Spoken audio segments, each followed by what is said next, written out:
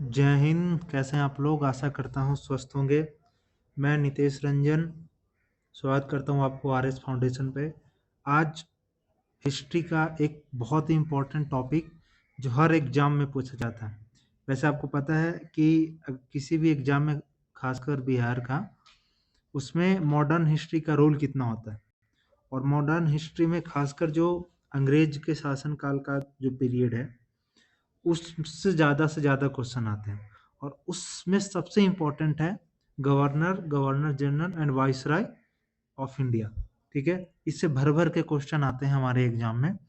तो चूंकि किताब से पढ़ने में बहुत ही लेंदी हो जाता है, याद करने का मन नहीं करता है, तो मैं छोटे छोटे वीडियो बना के, मैं एक वीडियो में सिर्फ भारत के गवर्नर, गवर्नर जनरल पढ़ाऊंगा, दूसरे में वाइसराय के बारे में पढ़ाऊंगा। तो पहले स्टार्ट करूंगा मैं बंगाल के गवर्नर और गवर्नर जनरल, सेकंड वीडियो में भारत के गवर्नर जनरल, और फिर वाइसराय के बारे में बताऊंगा। तो इन छोटे छोटे वीडियो से आपको पढ़ने में और याद करने में सहूलियत होगी, और सिर्फ इम्पोर्टेंट पॉइंट शॉर्ट्स में, इससे बाहर क्वेश्चन नहीं आएंगे। आपको जो इसमें इम्पोर्टेंट पॉइंट मिला है उससे ज़्यादा क्वेश्चन नहीं आएंगे। तो चलिए शुरू करते हैं। पहले हम पढ़ेंगे बंगाल के गवर्नर जनरल। ठीक है, तो पहला जो बंगाल के गवर्नर जनरल थे वो थे रॉबर्ट क्लाइव। ठीक है, कौन थे? Robert Clive.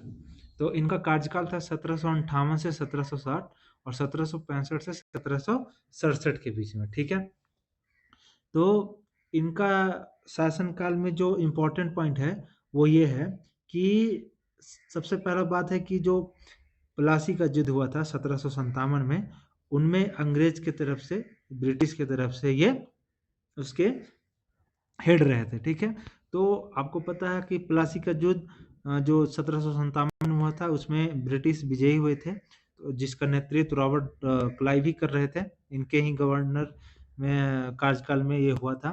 तो उसके बाद एक इलाहाबाद की संधि हुई थी 1765 यानी। और दूसरा जो हुआ था, एक इम्पोर्टेंट युद्ध हुआ था बक्सर का युद्ध 1764 में। ठीक है, तो प्लासी का युद्ध कब हुआ था? 1757 में, और बक्सर का युद्ध हुआ था 1764 में। तो बक्सर के युद्ध में इन्होंने, ब्रिटिश ने बुरी तरह हराया था बंगाल के नवाब को और मुगल सम्राट को। ठीक है, तो उस समय जो अवध का नवाब था बक्सर के युद्ध के समय, वो कौन था? शुजा-उद-दौला, और मुगल सम्राट शाह आलम द्वितीय था। ठीक है, तो जो बक्सर का युद्ध हुआ था 1764 में, उसमें बुरी तरह हार हुई थी, और उसके बाद एक संधि हुई थी जिसको इलाहाबाद की संधि के नाम से जाते हैं, जो 1765 में हुआ था। उस समय अवध के नवाब कौन थे? शुजा-उद-दौला, तथा मुगल सम्राट कौन थे? शाह आलम। ठीक है, और इन्होंने सबसे पहले बंगाल में द्वैत शासन की स्थापना की थी। बंगाल में द्वैत शासन की स्थापना का श्रेय किसको जाता है? रॉबर्ट क्लाइव को। श्वेत विद्रोह भी इनके कार्यकाल में हुआ था, और इन्होंने कंपनियों के कर्मचारियों द्वारा उपहार लेने पर प्रतिबंध लगा दिया था। कोई भी ईस्ट इंडिया कंपनी का जो कर्मचारी है, कोई भी गिफ्ट नहीं लेगा, और उन्होंने सोसाइटी फॉर ट्रेड्स की स्थापना की थी। ठीक है, तो रॉबर्ट क्लाइव से इतना ही पूछा जाएगा। और उसमें जो इम्पोर्टेंट पूछा जाएगा वो है कि बक्सर के युद्ध समय कौन गवर्नर था? तो रॉबर्ट क्लाइव। इलाहाबाद की संधि किसके कार्यकाल में हुई थी? तो रॉबर्ट क्लाइव के कार्यकाल में हुई थी। और अवध का नवाब कौन था? शुजा-उद-दौला। और मुगल सम्राट कौन था? शाह आलम द्वितीय। ठीक है, तो इतना आपको रॉबर्ट क्लाइव से याद रखना है। कार्यकाल कब था? 1758 से 60 और 65 से 67 में। ठीक है, चलिए दूसरा पॉइंट पे आते हैं। दूसरा जो गवर्नर इसके बाद हुआ, बीच में हुआ था ब्रिलास्ट और कार्टियर, उसके बारे में ज़्यादा इंपॉर्टेंट पॉइंट नहीं है तो नहीं बता रहे हैं। दूसरा है वॉरेन हेस्टिंग, ये बहुत ही इंपॉर्टेंट है, इसको वीवीआईपी इसको कर लीजिए, मोस्ट इंपॉर्टेंट है, इससे ज़्यादा क्वेश्चन आता है। ठीक है, तो वॉरेन हेस्टिंग का कार्यकाल 1772 से 74 और 74 से 85 था। ठीक है, तो इसने, वॉरेन हेस्टिंग ने क्या किया? बंगाल में द्वैत शासन की समाप्ति की। ठीक है, जो बंगाल में द्वैत शासन रॉबर्ट क्लाइव ने लगाया था, ठीक है, उसको समाप्त कर दिया गया 1772 में। किसके द्वारा? वॉरेन हेस्टिंग के द्वारा।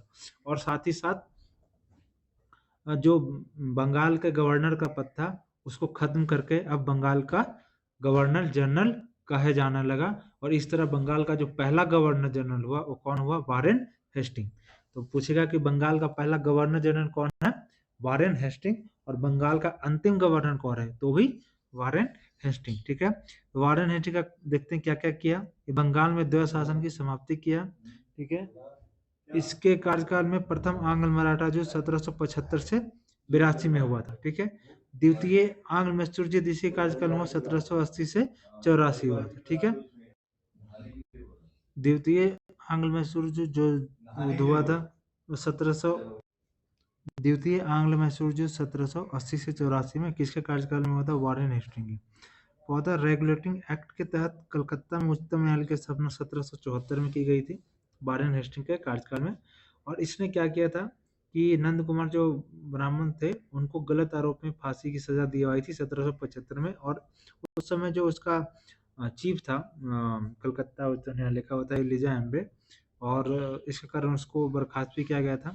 तो ये किया था। और जो छठा इंपॉर्टेंट पॉइंट है पिट्स का भारतीय अधिनियम, पिट्स इंडिया एक्ट 1784 में वारेन हेस्टिंग के कार्यकाल में आया था। और भारत में पंचवर्षीय फिर एक वर्षीय बंदोबस्त व्यवस्था की थी। आठवां है बनारस की संधि 1773 में हुई थी। और नौवां कलकत्ता में सरकारी टकसाल की स्थापना की थी। ठीक है, तो कुल मिला के ये वारेन हेस्टिंग से आने वाले महत्वपूर्ण प्रश्न है कि बंगाल में द्वैध शासन की समाप्ति किसने किया, प्रथम आंग्ल मराठा युद्ध, ये इंपॉर्टेंट है, द्वितीय आंग्ल मराठा युद्ध किसी कार्यकाल में, ये इंपॉर्टेंट है। ठीक है, बाद बाकी उतना इंपॉर्टेंट नहीं है, लेकिन ये जो 3 पॉइंट है बहुत इंपॉर्टेंट है। बंगाल में द्वैध शासन की समाप्ति, प्रथम आंग्ल मराठा युद्ध 1775 से 82 वारेन हेस्टिंग कार्यकाल में, द्वितीय आंग्ल मैसूर युद्ध 1780 से 84 वारेन हेस्टिंग के कार्यकाल में। ठीक है, चलिए नेक्स्ट आगे बढ़ते हैं। लॉर्ड कॉर्नवालिस, ये इसको भी वीआईपी कर लीजिए, ये इंपॉर्टेंट है। ठीक है, 1786 से 93 के बीच। ठीक है, तो इसके कार्यकाल में द्वितीय आंग्ल मैसूर युद्ध किसके कार्यकाल में हुआ था, वारेन हेस्टिंग। तृतीय आंग्ल मैसूर जो युद्ध हुआ वो 1790 से 92 किसके युद्ध में हुआ, किसके बीच में हुआ, तो ये हुआ लॉर्ड कॉर्नवालिस के समय। ठीक है, टीपू सुल्तान और ये इधर अंग्रेज के बीच में ये युद्ध हुआ था। ठीक है, इसने क्या किया, कलकत्ता, मुर्शिदाबाद, ढाका तथा पटना में 4 प्रांतीय न्यायालयों की स्थापना की। ठीक है, बंगाल में मोस्ट इंपॉर्टेंट इसको कर लीजिएगा, अस्थाई भूमि बंदोबस्त प्रणाली की शुरुआत की। अस्थाई बंदोबस्त का जनक किसको कहा जाता है, लॉर्ड कॉर्नवालिस को। ठीक है, लॉर्ड कॉर्नवालिस को क्या कहा जाता है, अस्थाई भूमि बंदोबस्त की जनक। भारतीय नागरिक सेवा का जनक भी इनको कहा जाता है। न्यायिक क्षेत्र में शक्ति के पृथक्करण का सिद्धांत का जन्म भी इन्होंने दिया था। कॉर्नवालिस संहिता लाया था 1793 में। रेवेन्यू बोर्ड की स्थापना की थी और गाजीपुर उत्तर प्रदेश में इसकी समाधि है। तो ये मात्र एक ब्रिटिश गवर्नर जनरल रहा जिसकी समाधि भारत में है, गाजीपुर उत्तर प्रदेश में। ठीक है, लॉर्ड कॉर्नवालिस की समाधि कहाँ है, उत्तर प्रदेश में। तो ये लॉर्ड कॉर्नवालिस से हमको कुछ इंपॉर्टेंट पॉइंट जो याद रखने हैं। ठीक है, इसी क्रम में चौथा जो बंगाल के गवर्नर जनरल थे सर जॉन शोर। ठीक है, तो खास इंपॉर्टेंट नहीं है, इनके बीच इसमें 2 पॉइंट इंपॉर्टेंट थे। निजाम और मराठों के बीच में खरदा का युद्ध हुआ था 1795 में।